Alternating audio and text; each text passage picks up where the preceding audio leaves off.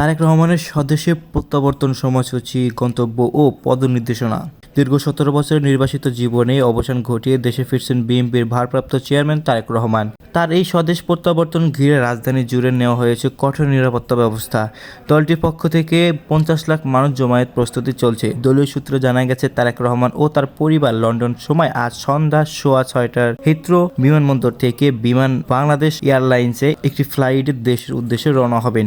সিলেট হয়ে ফ্লাইটটি আগামীকাল দুপুর হজরত শাহজালাল আন্তর্জাতিক বিমানবন্দরে অবতরণ করবেন। বিমানবন্দর থেকে ৩০০ ফিট অভ্যর্থনা ও রোড। বিমানবন্দরে অবতরণের পর বিএনপি স্থায়ী কমিটির সদস্যরা তারেক রহমানকে স্বাগত জানাবেন। সেখান থেকে তিনি সড়ক পথে পূর্বাঞ্চলের ৩০০ ফিট এলাকায় যাবেন। বিমানবন্দর থেকে ৩০০ ফিট পর্যন্ত রাস্তার দুই পাশে দাঁড়িয়ে নেতাকর্মীরা তাকে সম্বর্ধনা জানাবেন।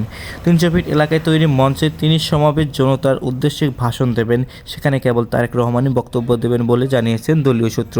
সো ভিউয়ার্স, তারেক রহমান দেশে আসছেন এবং খুবই তাড়াতাড়ি আসছেন। এ নিয়ে আপনার মতামত কি তা নিয়ে কমেন্ট করতে পারেন আমাদের কমেন্ট বক্সে।